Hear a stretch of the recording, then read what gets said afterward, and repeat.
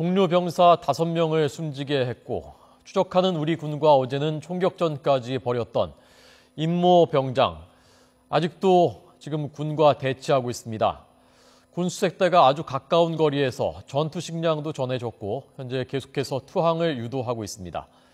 먼저 국방부부터 연결하겠습니다. 김희준 기자 나오십시오. 네, 국방부에 나와 있습니다. 네, 임 병장이 아버지와 통화를 했다는 시각도 벌써 5시간이 넘었고요. 시간이 좀 지체가 되고 있는데 지금 상황 어떻습니까? 네, 사건 발생 사흘째 아직까지 임 병장이 투항했다거나 생포됐다는 소식은 전해지지 않고 있습니다. 현재 군과 임 병장은 사건 발생 GOP 소초에서 동쪽으로 7km 떨어진 지점에서 대치 중입니다.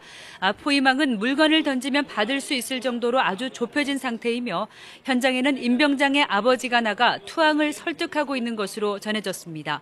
앞서 오전 8시 40분쯤 이곳에서 발견된 임 병장은 당시 현장에 도착하지 않은 아버지와 통화를 원했으며 수색대가 던진 전화기로 아버지와 통화하기도 했습니다.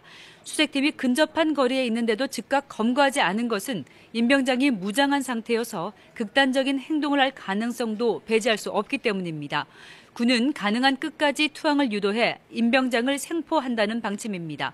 오늘 임 병장 포위 과정에서는 5인 사격이 발생해 병사 1명이 더 다쳤습니다.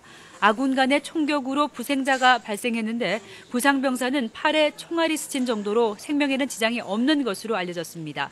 어제는 임 병장과 군 수색팀의 교전 상황에서 소대장이 임 병장이 쏜 탄환에 팔에 관통상을 입어 헬기로 후송돼 치료받기도 했습니다. 앞서 GOP 소초에서 벌어진 총기 난사로 5명이 숨지고 7명이 부상한 데 이어 이번 사건으로 인한 부상자는 모두 9명으로 늘어났습니다. 희생자 5명의 시신은 오늘 새벽 모두 국군 수도 통합병원으로 이송돼 안치됐으며 합동 분향소도 차려졌습니다. 네, 자, 제가 들으면서 궁금한 거 몇 가지만 좀 더 여쭤보겠습니다. 아버지가 설득을 하고 있었다, 오전부터 설득을 했다고 저희가 들었는데 지금도 계속 같이 같은 가까운 거리에서 설득을 계속하고 있는 겁니까? 제가 30분 전쯤 확인을 했는데요. 현재도 가까운 거리에서 아버지가 현장에서 육성을 통해서 투항을 유도하고 있다고 전해 들었습니다. 네.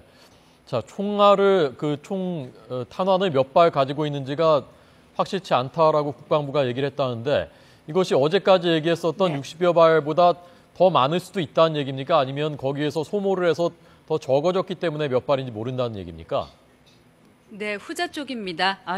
어제 사건 발생 후에 도망을 했을 당시에 임 병장이 갖고 있던 총알이 한 75발 정도로 파악이 됐었고요. 예. 이후 교전 상황에서 조금 탄환을 소진했을 것으로 보고 60여 발보다는 조금 더 적은 탄환을 갖고 있지 않은가라고 추정을 하고 있다고 합니다. 네, 어쨌건 우리 군은 끝까지 설득을 하겠다는 입장인 거죠, 투항을. 그러니까 좀 더 해보고 어떤 작전에 돌입한다거나 그런 건 아닌 거죠, 지금? 그렇습니다. 특히 아버님이 현장에서 지켜보고 있는 상황이기 때문에 극단적인 선택을 하지 않도록 가능한 투항을 해서 생포한다는 입장입니다. 네, 조금씩 그렇게 이제 생포를 했을 때 사건 경위를 더 자세히 알 수 있는 점도 있고요. 예, 조금씩 신경이 조금씩 변한다거나 아니면 조금 상황이 진전된 그런 소식은 전해지지 않고 있습니까? 네, 현재 작전 상황 중이기 때문에 아주 자세한 상황을 일일이 저희가 전달받지는 못하고 있습니다. 네. 하지만 추측해 보건대 아버지가 현장에서 설득을 하고 있고 또 며칠 동안 잘 못 먹은 상태였지만 오늘 물과 전투 식량을 또 제공한 상태여서 조금 더 마음도 누그러지고 심리적으로 좀 안정이 되지 않았을까라고 추측은 해볼 수 있을 것 같습니다. 네, 빵과 물, 전투 식량을 제공했다는 것이 아까 그러니까 오전에 제공했던 그 상황인 거죠? 그 뒤에 또 한 건 아닌 거죠? 그렇습니다. 예, 알겠습니다. 네. 추가적인 상황은 전달받지 못했습니다. 예. 자, 이 임 병장을 붙잡게 되면 그 다음에는 어떤 절차가 이어지게 됩니까? 네, 일단 임명장이 검거되면 중앙수사단 헌병대로 압송되게 됩니다. 이후 피의자 신분으로 여러 가지 조사를 받게 되는데요. 범행 동기와 또 도주 경로, 또 사건 경위 이런 자세한 것들을 조사받게 될 것으로 보입니다. 이후에는 군사 재판을 받게 될 전망입니다. 현재 중앙수사본부가 피해자와 목격자 진술 등을 토대로 기초수사를 벌이고 있는데요. 국방부 당국자는 향후 수사본부가 사고 원인과 동기는 물론 병영 부조리를 포함해 전반적인 사항을 수사할 것이라고 밝혔습니다.